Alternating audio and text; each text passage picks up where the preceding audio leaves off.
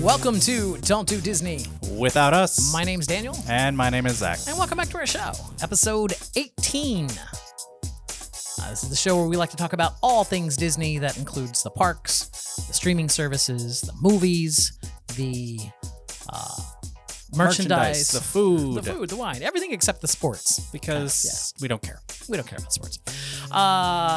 And there you go. You know, it just dawned on me as I was saying movies. There's 2 new Disney movies out that we have not seen either. What are those? Lightyear we still haven't seen, and we haven't seen Thor: Love and Thunder. So these are 2 Disney movies that we have not yet gone and seen out at the theater. Well, we don't go see movies at the theater anyway, so... We could go to the drive-ins. No, never again. And Lightyear's probably gonna hit streaming in like 2 weeks anyway, so... Yeah. I do want to see Thor: Love and Thunder. Well, we can talk about it. Anyway, it's been very busy. We've had the July 4th weekend and things that were going on. So what we're going to talk about today as our main topic is we're going to talk about 10 overrated things at Disney. Specifically, 10 overrated things at Walt Disney World. And much like everything else on the internet, these are opinions. You can agree, you can disagree, you are welcome to agree or welcome to disagree. If you have disagreements, please let us know in the comments on the YouTube video, on the Twitter, via email. If you happen to be watching the video version of this on YouTube, then please give us a thumbs up and say something in the comments. We love to talk to you on the comments. Just don't yell at us in the comments. It's not very nice. Don't type in all caps.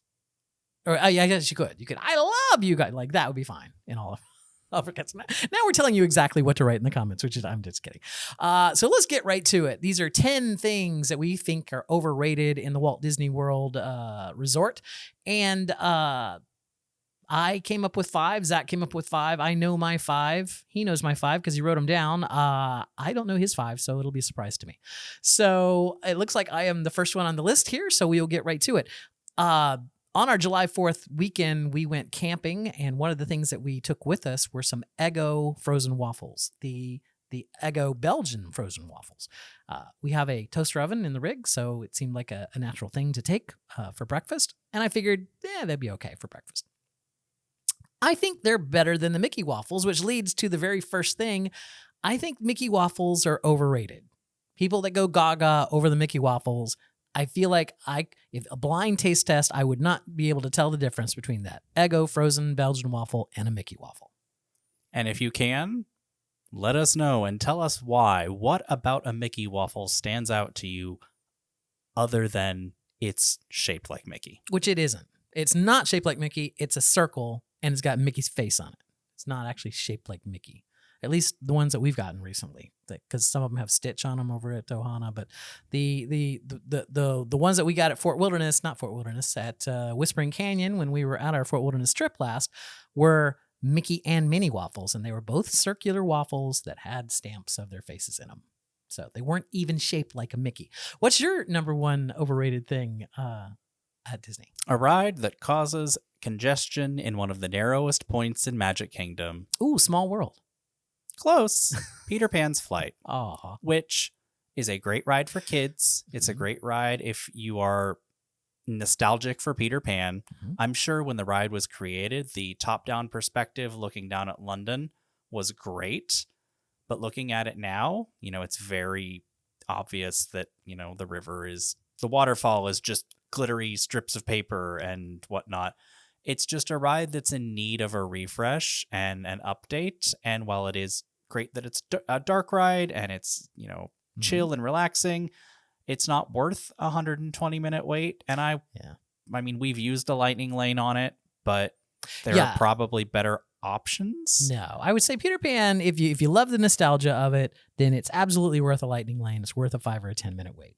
But no, please don't spend 2 hours of your life waiting in line to go on Peter Pan's Flight. Now, the line itself is kind of cool. The queue is amazing. But it takes you a lot less than 2 hours to get through there. It's one of those crazy things that Peter Pan's Flight always has such a long line.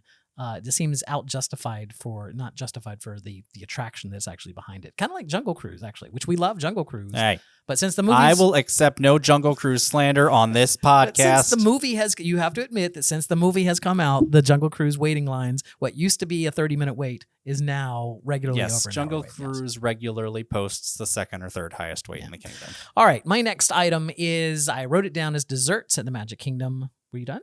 Yes. What happened? What are you freaking out about? Nothing. Go. What?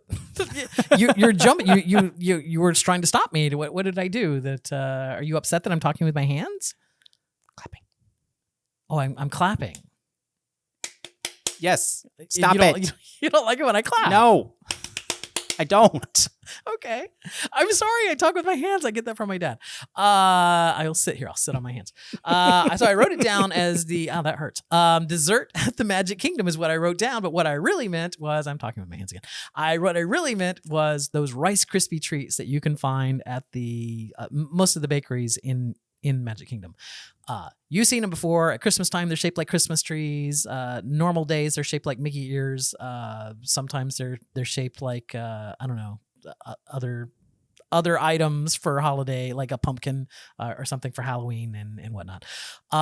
They are just, to me, they're gorgeous. They're really pretty. They're a great picture to put on Instagram. They're a great picture to put on Twitter, but they don't really have a great taste to them. They're kind of just a bland Rice Krispie treat. You feel like with the frosting and stuff on them that they should taste better than they do. So that's my thing there. And the reason that I wrote desserts instead of just Rice Krispie treats is because I feel the Magic Kingdom does not have any decent ice cream. The only ice cream at the Magic Kingdom, other than your Mickey bars, which is crap. Sorry. You can, much like Waffles, you can buy Mickey bars at your grocery. But as far as like ice cream and ice cream sundaes and whatnot, your only choice is the Plaza is it the Plaza? The Plaza ice cream parlor, yeah. yes. And it's Edie's ice cream, which is, you can buy it at your grocery store. It's not horrible ice cream, but there's so many better ice cream choices in and around Walt Disney World other than the Magic Kingdom. So we should do a whole episode on where to get the best ice cream. We should. It's Cold Stone right up the street. Anyway. Except there's always a line and you never want to wait in it. Yeah, that's true. All right, what's the next item? A method of transportation that can take you across the World Showcase Lagoon or from Epcot to Hollywood Studios, but you might be better off walking. Yes. The Friendship Boat. Oh, I thought you were going to say one of those like little EV. Those little electric scooters. No. And the Friendship Boats specifically between Epcot and Studios. Well, why? They stop everywhere and it takes forever to get there and they're loud and I feel like, even though I know it's true or not true, you could walk there faster. They are slow. They have a very poor air conditioning system in them, and they do stop everywhere between Epcot and the Magic and Hollywood Studios. So they stop at Swan and Dolphin, they stop at Boardwalk, and they stop at Yacht and Beach Club. Not in that order, but that adds like 15 minutes to your trip. With the Skyliner there, I feel like even though it's kind of a close call there, I feel like the Skyliner is still faster and it's quieter if you don't get the lady talk. I was going to say, if you get a car where the audio system's glitched and the overhead announcer doesn't talk. I need someone to test this out, or maybe we'll test this out next time. Take your pass holder magnet. For these, obviously just pass holders out there. Take your pass holder magnet with you on the Skyliner and then see if it'll cover up the grill of the speaker while you're traveling. See if that muffles it. And I'll just keep that in my backpack and I can just throw it up there to shut her up when we're on there. Okay, number 5. This is not a controversial one, I don't think. Everyone I've ever talked to kind of agrees with me on this, but there are still some fans of this ride out there because it has massive wait times a lot of time. And I'm talking about Space Mountain. Space Mountain to me is overrated. Because there are so many better coasters on Disney property now. There's just so many better roller coasters.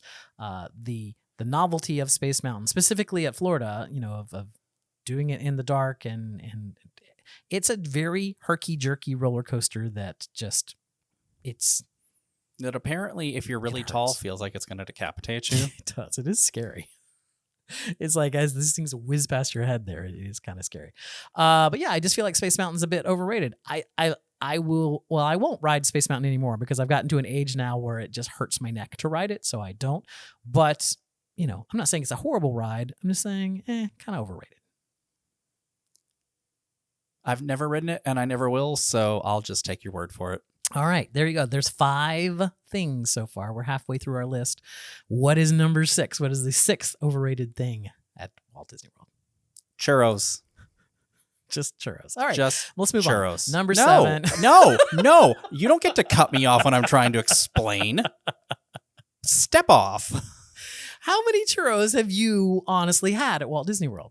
Like 5, and they've all been horrible. Although apparently there's a new one that's really good that I'm going to try on Saturday when we're there. And if it's terrible, Jay, I'm going to tell you all about it on Twitter. Okay, so Churros at Walt Disney World yes, are 98% of the time never fresh. uh-huh.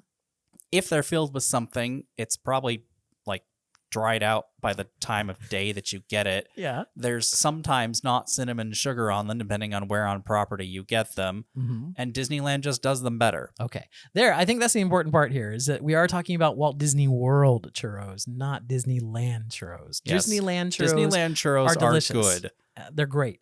And there's something about the West Coast versus the East Coast. I heard this a long time ago. It could be in an old wives' tales or whatnot, but they're talking about that bread rises differently in the West Coast than it does here. And because of that, their sourdough and other types of breads that they make over there are just better than ours because we just don't get as much air in the rising or whatever. I don't know if that's true or not, but I do know that I've never actually had a great churro. I do feel, though, one of the folks we follow on Twitter believes that the churros at the Nomad Lounge are the best ones on property because they're made fresh. So I feel like there's definitely something to, if they're actually made fresh, they're better. But I still feel like Disneyland does churros better. Do they have churros at Neuro?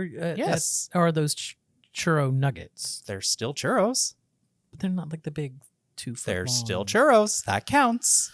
Okay. Number 7, Test Track. Test Track also posts incredible lines getting into it, and it's a fun ride. Once or twice, maybe 5 times. But after that, it's kind of... I feel like it suffers from the same problem that Space Mountain does, in that at least until you get on the track, it's herky-jerky. Well, it's also edutainment. So, but that's what Epcot's supposed to be about. But that was the main problem with Epcot, is that those edutainment things aren't as repeatable as other things, right? To hear the same spiel about your power braking every single time, in my mind, you're just waiting on that lift hill to get out to that track, right? It's like you're on a roller coaster that just goes way up and it's and there's also only so many times you can make a really terrible looking car. Yeah, that's true. Although I have tried to make many, many ugly cars before. So Test Track, not a bad ride. I just don't feel it's worth the wait. Would you feel like it would be better if it was rethemed?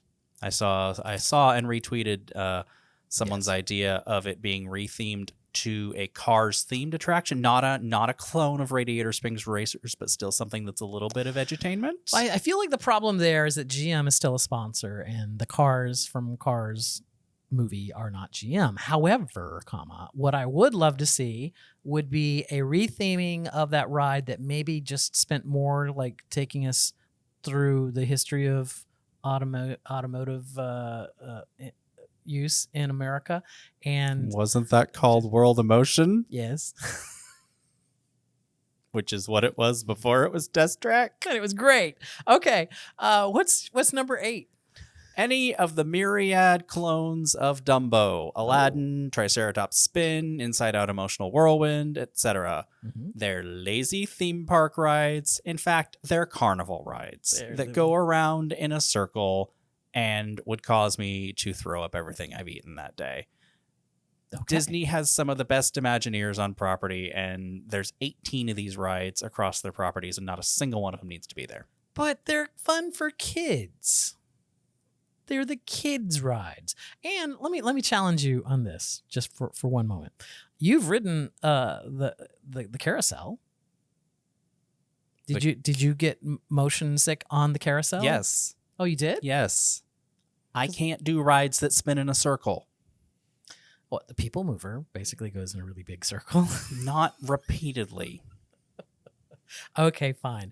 I will defend those carnival rides for 2 reasons. Number one, they're great for kids. When I was a little kid, that was the greatest. Okay, fair. And I'm not a kid, and I don't have kids, and That was therefore the greatest thing in the world was flying up in the air in Dumbo, pushing that button and flying up in the air. Number 2, it absorbs a lot of people that are not in rides. I will agree lines with that. I that. need Those are people eaters. Exactly.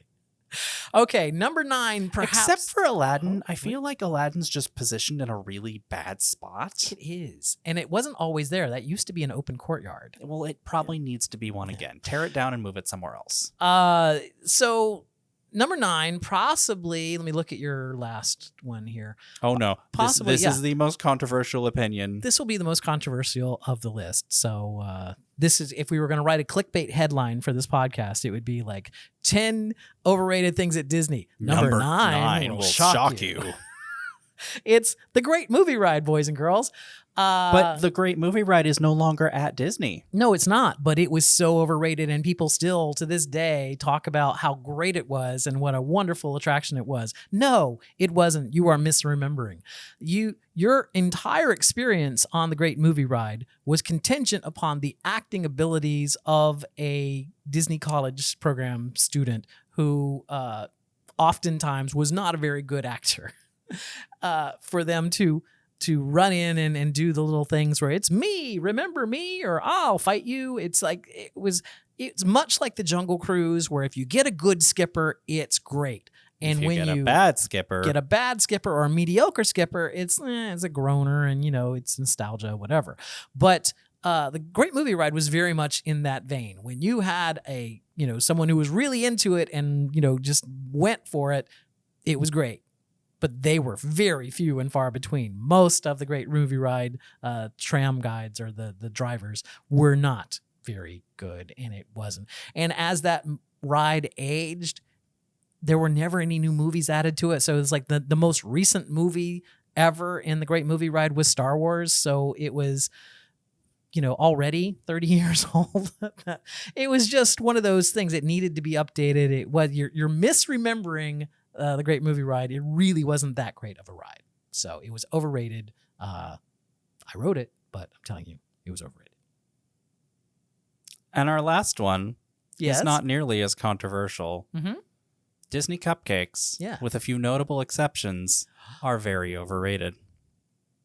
The one Bananas Foster cupcake that I had at yes, back in 2018 or 2019, we did a Disney food blog cupcake crawl. We did.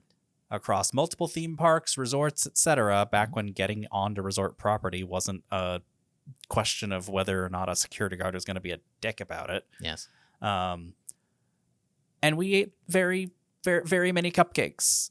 Too many cupcakes. Too many cupcakes in one day. Yeah. Never doing that again. Yeah, you can see our video. You can find it on our channel. Just look for Cupcake Crawl. And and after doing that, I will still try every Disney cupcake that sounds good, but I've had very few that have been worth it. I feel like this is just a scale thing. Right, and that's where I was going to go, was it's a problem of scale. You're mass creating these, and they're not always going to be winners. Yeah. There are a few that I will always break the diet to get, one of them being the salted caramel 50th anniversary, whatever they're calling it, cupcake at Caramel Kucha at Epcot. Mm-hmm. And honestly, I can't think of another one. I'm not thinking one off the top of my head. That I know of and that I would feel would be worth it. All right. Well, there you go. That was our main topic for the week. How did we do? We're running a little late, but that's all right. That was our main topic. If you have thoughts on overrated rides at Walt Disney or overrated things at Walt Disney World, not just rides, food, whatever it may be, share them down below in the comments. Yes, if you take umbrage with anything we've said, we're sorry. No, but we're not sorry. Just let us know. If you're listening audio only, then make sure you send us an email, don'tdodisney@gmail.com. So that's it for the main topic. Let's now transition. This is a really great transition. It's always great to tell people, now we're transitioning. That's the best. Like, we don't need a production element or some kind of what? Boom, boom. Now we're moving We're on. transitioning Yeah. to the news. Here's a drum riff. I don't know. We should get something to put there. Well, I'll work on that. Let's talk about the news around Disney this week. Number one, I don't know why I'm saying number one. We never number these. I'm just saying. I mean, it's written they're right in there. an order in a list. They are. Car Locator, presented by State Farm, will launch at Walt Disney World this summer and later this year at Disneyland. In case you don't take a picture of your car or your phone already doesn't do that based on location I or was going to say Google Maps will do this for you automatically. this. Yeah. I retweeted something that somebody said about this. It's like, we want the ability to make park reservations in the app. And Disney responds by giving us this. Yeah. Now you can use the Disney app that crashes to find your phone. I mean, to find your car too. Yeah. No. What do we got next? For the first time in forever, a Frozen sing-along celebration at Disney's Hollywood Studios will be closing on August 22nd for refurbishment and reopening on September 17th. Oh, well, there you go. What exactly are they going to refurb in there? Those cannons that shoot the smoke, maybe, or I don't know. Is it going to still be Frozen Ever After? Maybe they're adding Frozen 2? Could be. 18 years after it came out? It's not 18 years, but don't. Guest visiting the newly reopened and rethemed Top of the World Lounge, a villain's lair, will be able to purchase an enhancement called Wicked Wine Down. It is $55 a person plus tax and gratuity, which includes a cocktail and an appetizer from the lounge's menu, a sinfully sweet treat, and a reserved viewing area on the rooftop terrace from which to view Disney Enchantment. So there you go. It's like a little dessert party, but dessert and appetizer party. A cocktail and appetizer and dessert party I feel for like DVC. if we were DVC or staying with someone who was DVC, Mm-hmm. that's worth it. An appetizer, a drink, a dessert, and a reserve viewing area for $55. Yeah. If That's cheap. some DVC person wanted to invite us to the lounge, we would even pay for their their $55 their thing. Anyway, what's next? The ending scene in Carousel of Progress has been updated. More specifically, the outfits the characters are wearing have been updated to include references to, among other things, food rocks at Epcot, and I don't actually know what else. I think just hairstyles and clothes were kind of updated. And yeah, is it the apron that has the food Yes. rocks? It's a food rocks That's the apron. most visible one. Which, good for them for doing something. Still has the same. I was going to say, dialogue. can we Well. update the final scene and the whole thing to maybe remove some of the misogyny? But yeah, Carousel of Progress. We haven't been on that in a while. No. I guess we should go and see it. We'll be there Saturday. We should do that. The overhead narration for the Tomorrowland Transit Authority People Mover has been re-recorded and updated, including new references to past Disney attractions, as well as the upcoming Tron Light Cycle run. This shocked me only because it was just a month ago that we saw the casting call for someone to That do was the voice. way more than a month ago. It wasn't that long ago, That was though. 6 months ago, if But it not wasn't more. that long. For the speed that Disney does things is usually glacial. And for me to go, wait, that's right. They were just auditioning for that role to redo the people I mover think narration. I think it feels like they were just auditioning, but I think it's been a lot longer than a month. We could, go look. I'm sure it's longer than a month, but it didn't feel like it was that long. Okay. Next. Jane Foster, or Mighty Thor, will be roaming the streets of Avengers Campus in Disneyland for a limited time. Boo. Boo. Boo for Universal of having the Avengers, and we don't get to have any Avengers here in Florida. Boo. Boo. Nope. And Universal, I don't care how much Disney will offer, Universal will never let go of that license. Maybe Disney would It's just one, it's one of the only things they can hold over Disney. I mean, it is just the Avengers, so Yes, but that's some of Disney's biggest properties. at the moment. But as we move into Phase 4, we have a lot of things that aren't Avengers. We have Miss Marvel. We have what else am I thinking of? We could use Wakanda because technically only Black Panther is an Avenger, not the rest of Wakanda. There's Miss Marvel. What are the other things that are coming up that I'm just not thinking about right now? She-Hulk is not an Avenger. So there's other properties that are coming up in the Marvel oeuvre. Is that the right word?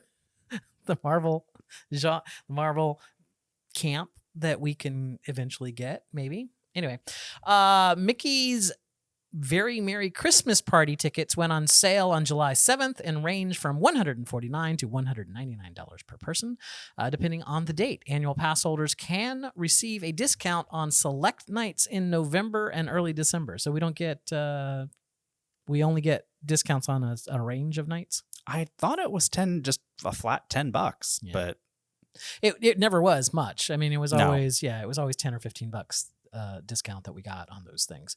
I think we're good. no, we've done the Halloween party. We've done the Christmas party. Yeah. We weren't impressed by either of them. I liked the castle show for Halloween. Mm-hmm. Like, I like that musical number. I wish there was a good video recording of it on YouTube. I would watch it all the time, but I can't find one.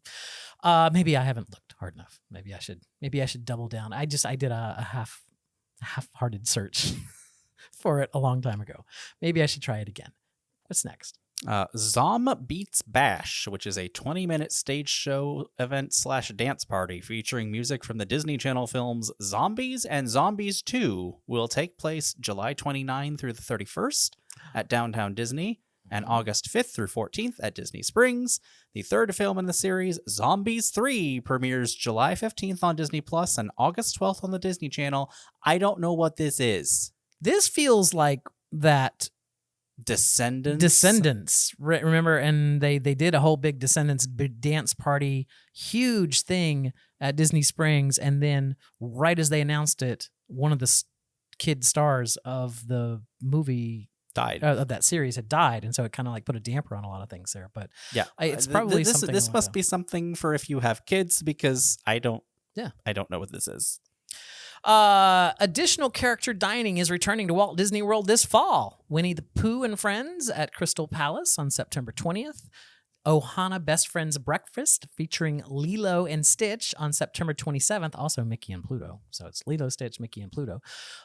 Mickey's Beach Bash Minis. Breakfast. Did I say that? No. Minnie's Beach Bash Breakfast. Say that 10 times fast. It might as well be at Mickey and Minnie's Runaway Railway at Cape May Cafe on October 4th, which also features, I think, Donald and Daisy. And the 2022 Epcot. Oh, sorry. And that's it. I read off into the other one. I don't get to read the last one. I don't know how to read. The Food and Wine Festival starts this Thursday. Wow. We're actually going to go to the Food and Wine We're going to go to the Food and Wine Festival, which is an entirely Wait, will different Steve Harvey thing. be there? Yeah. The Food and Wine Festival was a bunch of Disney Twitter folks that just yell at each other across the. Like, yes, it starts. These barges are ugly, but Harmonious is great. Anyway, I think we're going to be there on Friday, Yes. July 15th for, we're going to do a special video on our, well, not a special, we're just going to do a video on our YouTube channel about keto options at the Food and Wine Festival. So yes, take a look because for that. I wanted to do one for the I was going to say Arts and Crafts Festival, Mhm. the Flower and Garden Festival, but it was like 3/4 of the way through the festival. Yeah. And I figured getting that out early is probably a good idea. Right. All right. And that's the news, or the news that we are paying attention to this week. Now let's wrap it all up with a nice little bow with our heroes and villains of the week. This is an even number show. I believe we go with heroes first. Yes. Who is your hero of the week? Disney for bringing back character dining. I don't particularly care, but I know a lot of people do, especially people with kids. And I liked character dining when I was a kid and came to Disney. Mm-hmm. And I mean, maybe there's a few characters that I would like to see as an adult, but now I'm just like, I feel like character dining places also tend to be a little more expensive because they're character dining places. So it's just, it's whatever, but good on Disney for bringing it back, because that, I know that helps create the more magical experience for the people that it's actually intended for. Cool. My hero of the week is BTS coming to Disney Plus. BTS has just signed a deal to put 2 of their films on Disney Plus. These are concert films. The first one that's coming to Disney Plus is their concert that they did in Los Angeles right before everything shut down for the pandemic. So it's a fairly recent concert. I like BTS.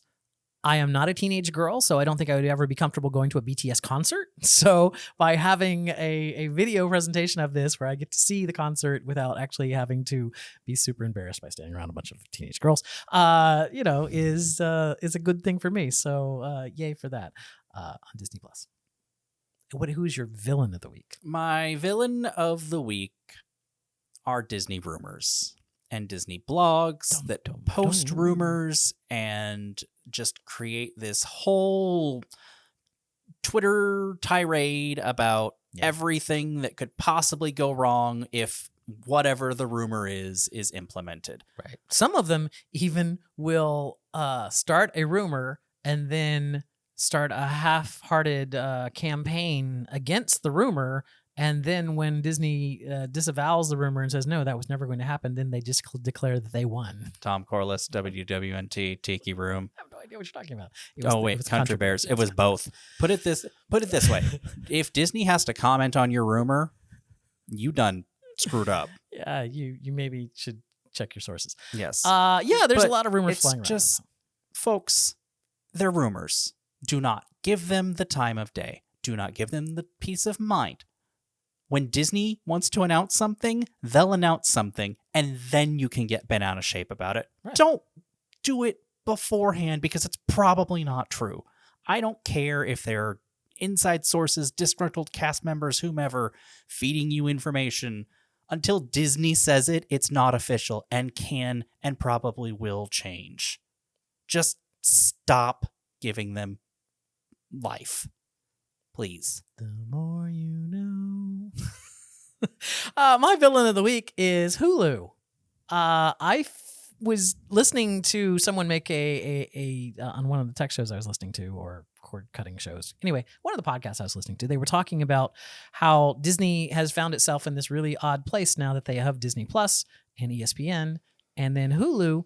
But now that there's no longer an artificial line between Disney Plus and Hulu, i.e. we're putting PG and R-rated things on Disney Plus, which used to be the main reason that we did that they still wanted to have Hulu, right? We can put the more adult-oriented things over on Hulu and keep Disney Plus just kid-friendly. But they put in parental controls on Disney Plus, and now that they've put all the old Marvel things from Netflix on Disney Plus, they finally moved Love, Victor from Hulu, over to Disney Plus. I'm looking at this going like, what is the point of Hulu, and why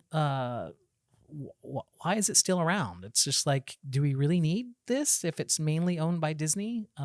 What is the value that I'm getting out of Hulu that if they're going to put the things on, Disney Plus? So I think they should just move Only Murders in the Building over to Disney Plus so I can just drop Hulu. So that's my villain of the week is Hulu. Hulu, you're annoying me. There's too many streaming services and you are just, I see redundant when I look at you. Yes. And so it's like you are redundant. We need to have a culling of the streaming services. We do. There's too many and they're getting too expensive and they're just the same price as cable if you have far too many of them, which was the whole point in the first place. Or they're just plain lousy. I'm looking at you, Peacock. Anyway, I will never finish Parks and Recreation because I refuse to pay for Peacock. Anyway, that's it. That's a show, boys and girls. We do appreciate you listening. If you've made it this far and you're watching on YouTube, make sure you give us a thumbs up.